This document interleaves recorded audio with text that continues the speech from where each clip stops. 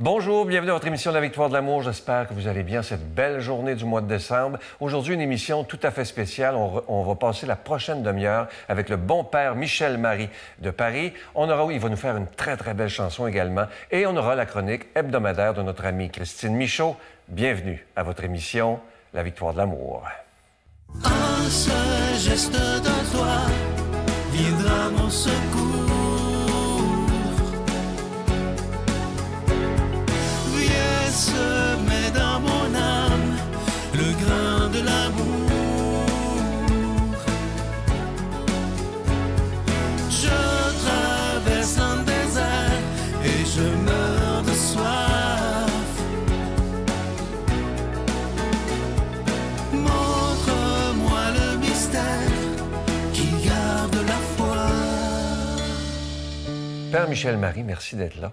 C'est moi, cher Sylvain, c'est toujours On fera pas semblant, on est des amis, je vais te tutoyer. Hein? Mais avec beaucoup de joie.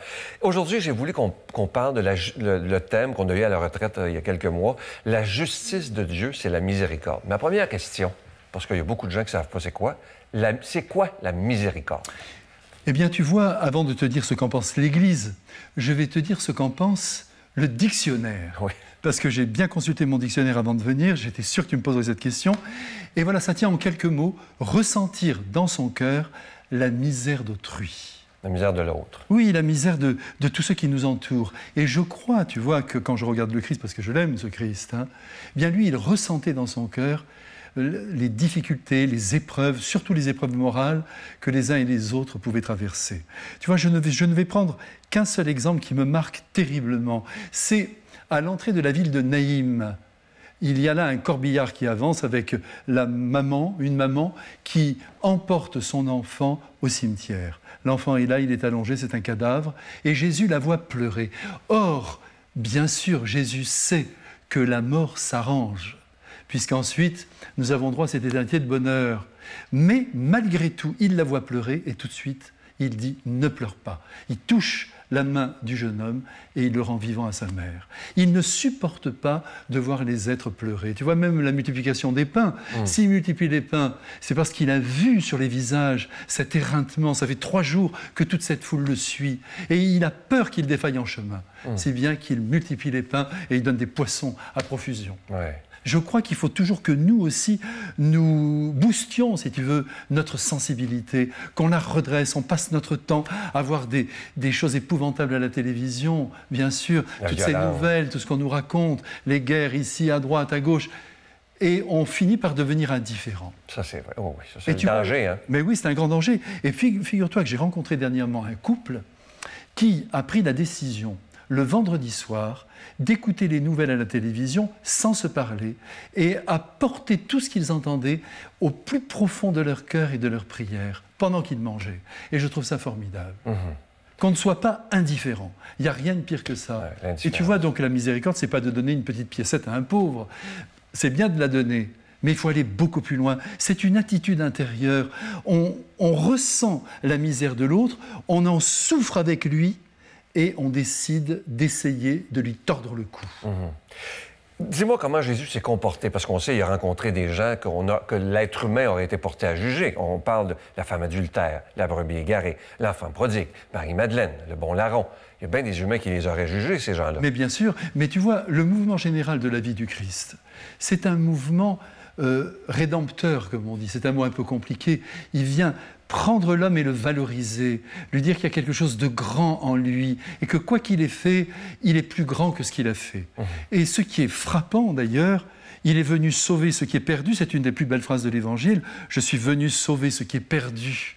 Je ne suis pas venu mettre des médailles et récompenser qui s'est bien conduit. Tant mieux pour celui qui est dans le droit chemin. Mais qui est vraiment dans le droit chemin? Même ceux qui pensent qu'ils sont. Hein? Ah oui, mais surtout ceux-là. Oui. Mais je vais te dire une chose, ce qui me frappe beaucoup, c'est que tu as cité ces exemples, la brebis perdue, la femme adultère. Eh bien, tu auras remarqué comme moi que la femme adultère, elle a été prise dans le lit d'un homme, quelque part. Elle ne dit rien, elle ne demande pas pardon, elle ne dit rien.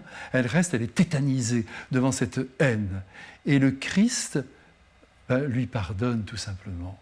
C'est ça qui est merveilleux. Il lui donne sa dignité. Mais oui, et il n'y a pas de repentir. Elle n'est pas là, elle ne s'est pas jetée par terre. Pardon, pardon, j'aurais pas dû. Rien.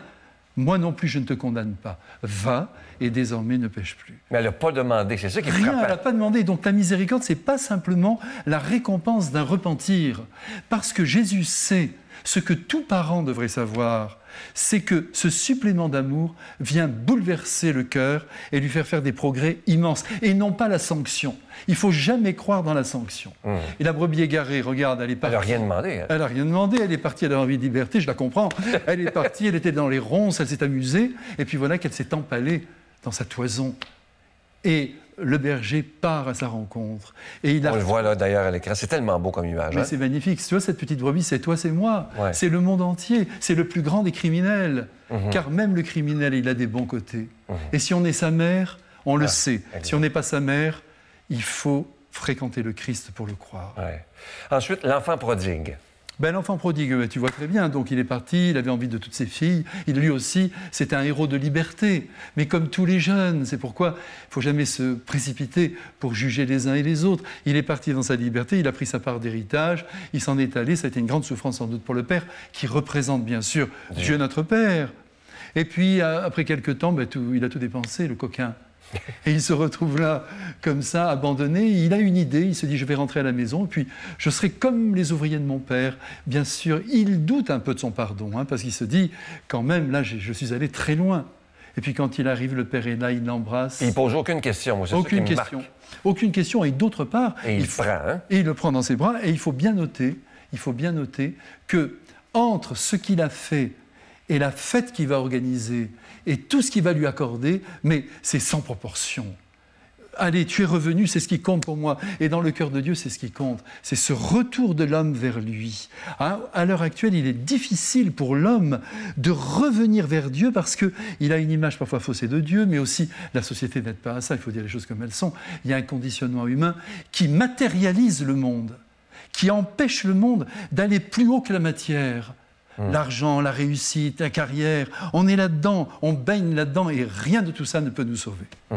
Et parle-moi du bon larron. Expliquez qu'il fallait qu'il ait fait quelque chose de grave pour être sur une croix à côté de Jésus. Il n'a pas volé de dépanneur. Bien sûr, il est devenu célèbre d'ailleurs. Hein.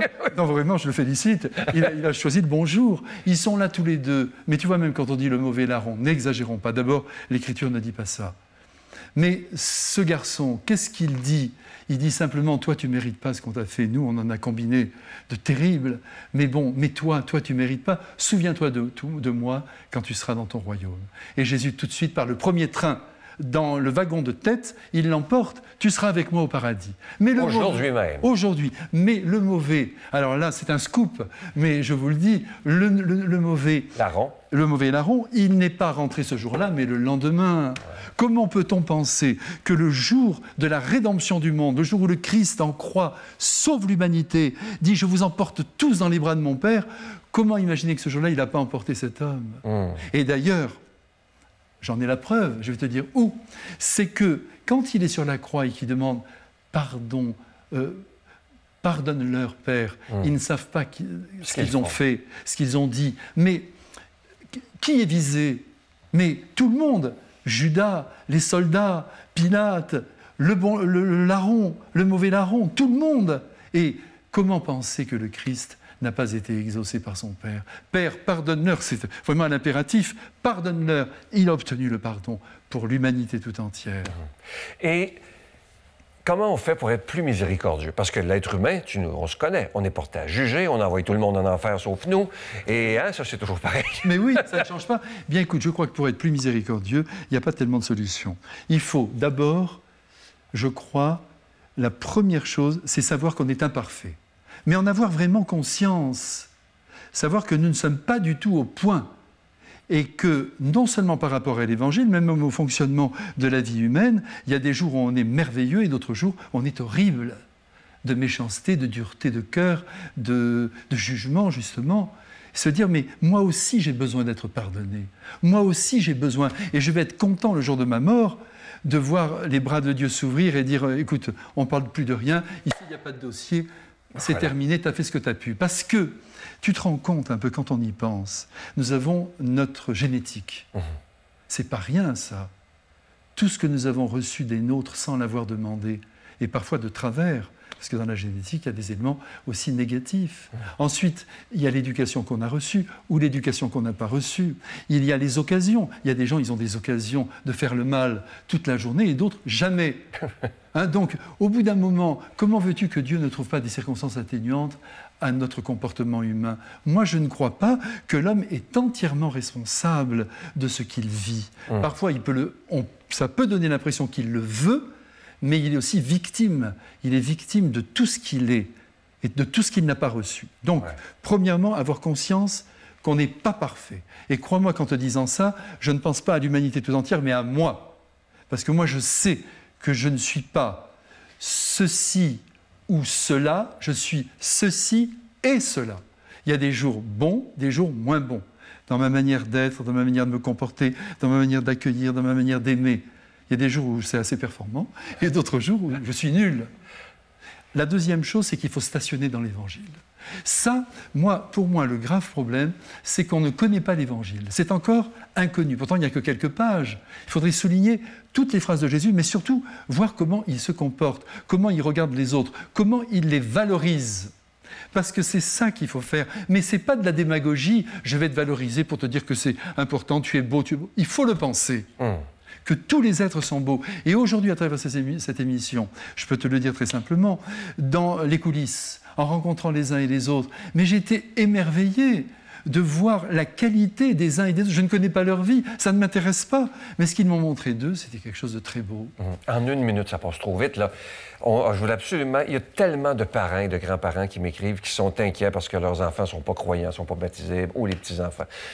Qu'est-ce que tu aurais à leur dire? Parce que ça, tu voulais t'adresser aux parents et aux grands-parents que leurs enfants n'ont peut-être pas la foi, là. Eh bien, moi, je leur dirais d'être patient comme Dieu est patient avec nous. La vie, elle est à la fois courte, il faut dire les choses comme elles sont. La vie, c'est quoi? C'est une apparition au balcon. Tu ouvres la porte, tu te montres, et puis hop, ça se ferme, et c'est fini. Mais c'est quand même long. 80 ans, 90 ans pour les plus forts. Et là, il y a du temps pour les jeunes de découvrir la présence de Jésus, son amour. Il y aura des épreuves. Moi, finalement, attention, je ne souhaite pas la souffrance pour les hommes, mais quand je vois ma propre existence, je vois que j'ai beaucoup progressé quand il y a eu des grands coups. Ah oui? Oui.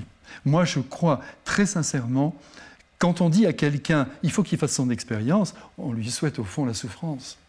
On lui dit, tu vas voir mon petit gars, demain. Eh bien, moi je dis aux grands-parents, aux parents de ne pas s'inquiéter, de continuer de prier pour eux, de donner un témoignage d'amour extraordinaire, de beaucoup d'écoute. Il faut beaucoup écouter. Et lentement, il y a la maturation de la personne. Et un jour, ce petit enfant, ce garçon insolent de 16 ans, ce gars de 22 ans qui ne veut même plus parler à ses parents, quand il aura 50, 60, ça ne sera pas le même homme. Merci. Donc, ne vous inquiétez pas. Ne vous inquiétez pas. Et rappelez-vous toujours, je vais vous dire ça parce que... Il reste 10 secondes. 10 secondes. Eh bien, je vais vous dire, c'est que les mauvaises marches de l'escalier conduisent au toit d'où on voit le ciel. Donc, on ne juge aucun acte humain et il ne nous appartient pas de dire s'ils sont bons ou mauvais. Je te laisse aller t'installer. Tu vas nous faire une belle chanson. Merci de tout cas, ça passait vite. Très, très belle chanson qu'il a composée, évidemment. Juste un peu d'amour.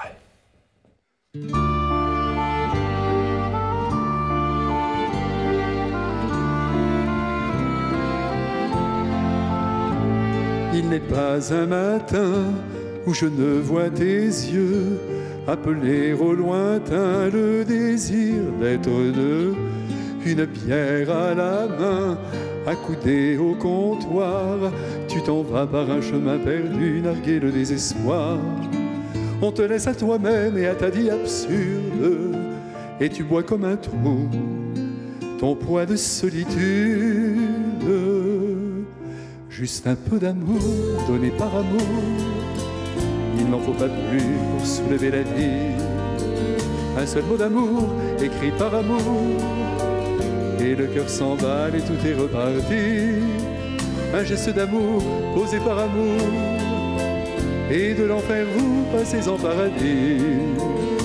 Il en faut peu, je le redis, de cet amour qui de tout son élan nous fait aimer la vie. Et toi, fille jolie, qui t'en vas par les rues, te flanquer dans les lits de pauvres inconnus, On te montre du doigt, sans percer la raison, qui fait de toi la proie du plaisir et des mauvais garçons. Tes enfants te rejettent et tes amants te brisent. Gare à celui qui juge en folie de méprise. Juste un peu d'amour donné par amour, il n'en faut pas plus pour soulever la vie. Un seul mot d'amour écrit par amour, et le cœur s'emballe et tout est reparti. Un geste d'amour posé par amour, et de l'enfer vous passez en paradis. Il en faut peu, je le redis, de cet amour qui de tout son élan nous fait aimer la vie. Sur ton lit de carton, sous le froid de l'hiver, tu sembles à l'unisson des étoiles et des vers, salés déguenillés. Sur des jours, des années, nous t'avons considéré comme un sous-homme alcoolisé. Et pourtant je veux croire sur ton allure étrange que sommeille un enfant, et pourquoi pas un ange. Juste un peu d'amour donné par amour, il n'en faut pas plus pour soulever la vie. Un seul mot d'amour écrit par amour, et le cœur s'emballe et tout est reparti. Un geste d'amour posé par amour, et de l'enfer vous passez en paradis. Il en faut peu, je le redis, de cet amour qui de tout son élan nous fait aimer la vie. Au palier du 5e d'un immeuble bourgeois, je rencontre la peine d'un homme aux abois qui ne reçoit jamais la visite des siens, mais qui par bonheur reçoit toujours les baisers de son chien.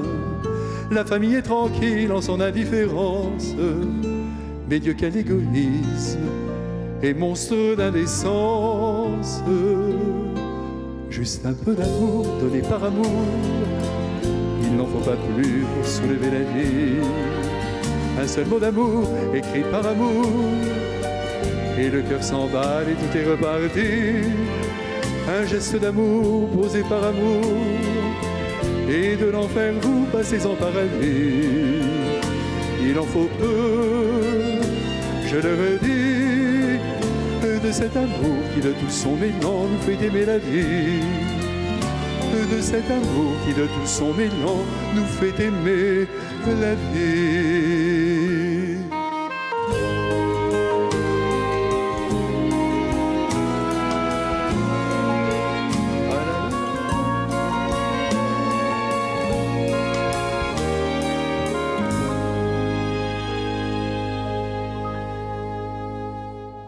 Notre Père qui es aux cieux, que ton nom soit sanctifié, que ton règne vienne, que ta volonté soit faite sur la terre comme au ciel. Donne-nous aujourd'hui notre pain de ce jour. Pardonne-nous nos offenses, comme nous pardonnons aussi à ceux qui nous ont offensés. Et ne nous laisse pas entrer en tentation, mais délivre-nous du mal, car c'est à toi qu'appartiennent le règne, la puissance et la gloire pour les siècles des siècles. Amen.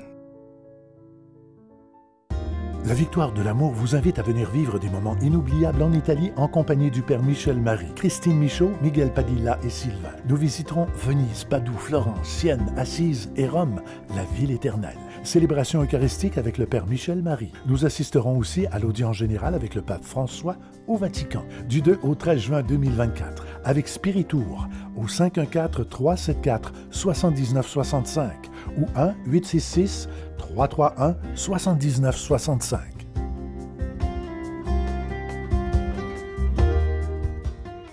Je suis tellement content de vous présenter ce magnifique cadeau du mois de décembre, une belle exclusivité de la Victoire de l'amour. Il s'agit du bracelet du réconfort. Vous le voyez à l'écran présentement.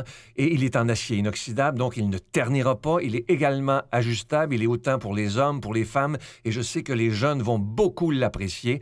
Et ce qui est écrit sur le bracelet, c'est pour ça qu'on l'a appelé le bracelet du réconfort. Il est inscrit « Je suis la lumière du monde ». Et parfois, quand ça ne va pas dans nos vies, bon, évidemment, ce bracelet, il est déjà béni, mais quand ça ne va pas dans nos vies, il s'agit de, ce n'est pas magique, il s'agit de regarder le bracelet, simplement se rappeler que dans nos moments plus difficiles, nous ne sommes pas seul. Je vous donne l'adresse en vous rappelant que vous le recevrez avec un don de 25 $, si vous en voulez 2, avec un don de 40 $. Et je vous donne l'adresse. La Victoire de l'amour, case postale 120, succursale Boucherville à Boucherville, le J4B 5E6. Je vous la redonne. La Victoire de l'amour, case postale 120, succursale Boucherville à Boucherville, le J4B 5E6. Également par téléphone, par carte de crédit du lundi au jeudi de 8h à 17h dans le 514-523-4433, 523-4433 ou sans frais le 1-888-811-9291, 1-888-811-9291 et aussi sur notre site Internet, qui est une façon très sécuritaire, rapide et efficace de faire votre don, le www.lavictoiredelamour.org. Alors, je vous rappelle ce magnifique bracelet, le bracelet du réconfort, qui est en acier inoxydable, et également, le cadeau de novembre est toujours disponible. Il s'agit de ce beau pendentif de la lumière divine qui est en cristal tchèque, ça vient avec la chaîne également, et ce bijou, il est également béni. Merci de tout cœur de ce que vous ferez pour la victoire de l'amour en cette période de Noël. Mon Dieu, donnez-moi la sérénité d'accepter les choses que je ne peux changer, le courage de changer les choses que je peux et la sagesse d'en connaître la différence. Amen.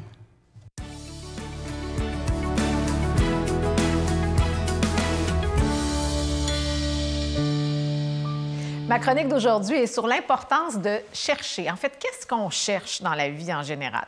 Bien, d'abord, il y a comme 2 choix qui peuvent se présenter. C'est un professeur en psychologie qui disait ça. Il dit on peut chercher le trouble ou les troubles ou on peut chercher les bénéfices. Déjà, ça, c'est un bon choix entre les deux. Quand on cherche le trouble, on a tendance à le trouver. Mais si on cherche les bénéfices, on a tendance à le trouver aussi. Finalement, on a tendance à trouver ce que l'on cherche. Vous avez déjà entendu cette expression-là, sans doute. Maintenant, qu'est-ce qu'on choisit de chercher? C'est là que j'ai envie d'aller avec vous parce qu'il y a Christian Bobin, un auteur français que j'ai tellement aimé. Tout ce qu'il a écrit, c'est un poète spirituel extraordinaire. Il a le don des petites phrases, des fois, qui nous amènent ailleurs. Et il a écrit déjà « Ce que tu trouves est 1000 fois plus beau que ce que tu cherches. » Donc, toute l'importance de chercher est là. Si je commence à chercher quelque chose qui peut me faire du bien ou qui peut faire du bien dans le monde, mais qu'est-ce que je vais trouver? Si je pense à la phrase de Christian Bobin, bien, j'ai toutes les chances de trouver 1000 fois plus beau parce que juste, j'ai fait le premier pas. J'ai amorcé un bout de chemin dans ma recherche de quelque chose de beau, de bon, de bien, peu importe ce que c'est. Puis à l'inverse, bien, ça marche de la même façon. Si je cherche le négatif, si je cherche le trouble, si on revient à la première expression, bien, si on reprend le truc de trouver 1000 fois plus, bien, imaginez que ça peut juste comme... À un moment donné, ça devient trop négatif, trop de trouble, parce que notre focus est là-dessus, parce que c'est notre intention et c'est ce qu'on cherche. Donc, qu'est-ce qu'on a envie de chercher ensemble aujourd'hui? Bien, je ne sais pas pour vous, mais moi, j'ai envie de chercher l'amour, j'ai envie de chercher la paix, la joie, tout ce qui peut me faire pétiller de l'intérieur. C'est l'expression que j'aime beaucoup. Puis de le chercher partout où je peux aussi. Ce n'est pas de penser qu'on trouve une chose seulement à un seul endroit, mais peut-être de se dire, de se laisser surprendre, en fait, de dire ici, aujourd'hui, dans un endroit où peut-être je n'ai pas l'habitude de trouver beaucoup de joie ou beaucoup de paix, mais ici, je cherchais ça.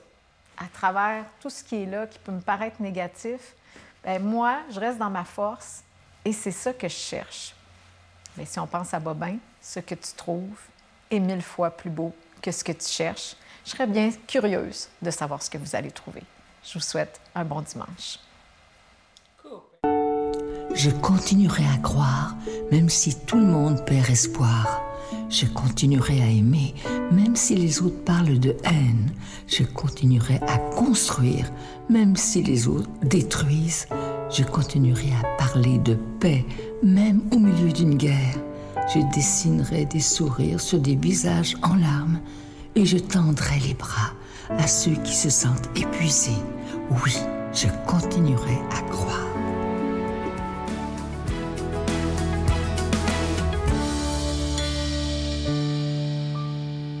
Mes frères bien-aimés, nous entrons aujourd'hui dans le temps de l'Avent. C'est là un mot qui signifie la venue du Christ dans le monde. Et par ricochet, le temps qui précède cette arrivée durant lequel nous nous préparons en nous faisant tout beau, en regrettant nos manques de lumière et d'amour et surtout en nous réjouissant de cette venue qui est le grand cadeau que Dieu nous fait en venant sur la terre pour nous apprendre à vivre, à aimer, à souffrir et à mourir. Vous connaissez sans doute le grand poète Aragon qui a dit ceci: « Le temps d'apprendre à vivre, il est déjà trop tard. » Et c'est tellement vrai. Durant l'enfance et l'adolescence, en famille, à l'école, on apprend beaucoup de choses qui peut-être ne nous serviront jamais. Ce qu'il faudrait apprendre, c'est à vivre dans l'amour, dans la bonté, dans la générosité, dans l'honnêteté. Il faudrait que le cœur soit formé à donner le meilleur de lui-même. Au fond, il faudrait qu'on nous enseigne à vivre l'Évangile, à le mettre en œuvre. Mais bon, ce qui est formidable dans la vie, c'est que tous les jours, quel que soit ce que l'on a reçu ou pas reçu, nous pouvons être quelqu'un de nouveau. Mais oui, nous pouvons nous bonifier, nous pouvons décider d'abandonner une mauvaise habitude, de changer de route s'il le fallait, de sortir de cet égoïsme qui nous enlaidit, de quitter nos idées étroites qui nous font rejeter les autres, qui nous font les juger, ce qui met le Christ en colère, croyez-moi, car les êtres sont toujours beaucoup plus beaux que ce que l'on voit d'eux. Il est donc important que nous reprenions conscience que nous devons travailler sur nous-mêmes, progresser et grandir en bonté, car le temps presse. Oui, le temps presse. Nous ne savons pas combien de temps il nous reste à vivre. Et je vous souhaite évidemment, comme à moi-même, de vivre le plus longtemps possible sur cette belle terre, à condition que nous y fassions du bien. Même à notre voisin de palier, n'allons pas trop loin. Comblons nos enfants, nos amis, nos proches et de temps en temps aussi l'inconnu qui nous sollicite et qui n'a rien. Donnons surtout de notre temps. Essayons d'aider les uns et les autres. Et Jésus en sera profondément touché, car nous sommes tous ses enfants et les êtres qui vivent autour de nous nous sont confiés. Je ne sais pas si vous êtes comme moi, mais je me rends compte de plus en plus, alors que j'avance moi aussi en âge, que les personnes profondément bonnes nous marquent et retiennent notre attention, alors que les autres, même si elles sont au sommet de la hiérarchie sociale, si je les sens prétentieuses, dominatrices, je n'ai aucune envie de les fréquenter. Et je suis sûr que vous êtes comme moi. La bonté attire la bonté, l'amour attire l'amour. Aussi, je dis aujourd'hui à tous ceux qui sont seuls et qui souffrent de ne pas se décourager et d'essayer d'augmenter leur générosité en se consacrant à plus pauvres qu'eux. Et ils recevront de l'amour en retour et c'est bien mieux que de donner prise à l'amertume, à l'aigreur. Jésus nous dit aujourd'hui dans l'Évangile qu'il est parti en voyage, qu'il nous a donné tout pouvoir sur la terre et qu'il va revenir durant le jour ou la nuit et qu'il s'agit de l'attendre éveillé, conscient que seul l'amour que nous partageons entre nous confère à notre vie sa valeur et nous obtient le bonheur temporel et éternel.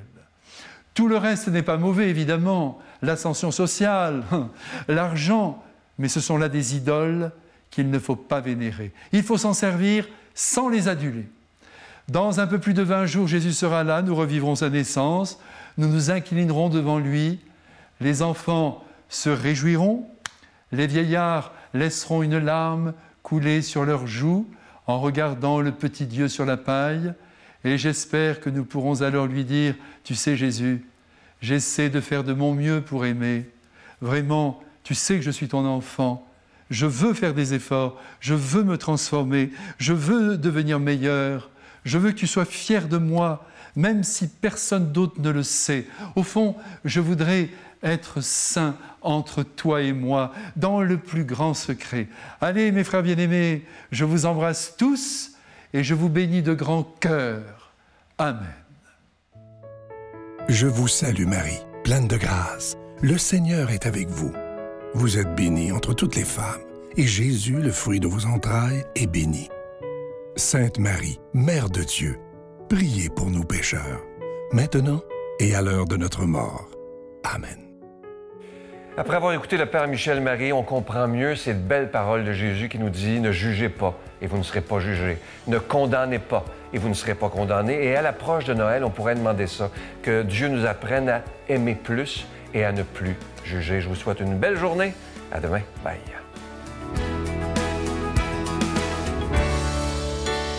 Thank you.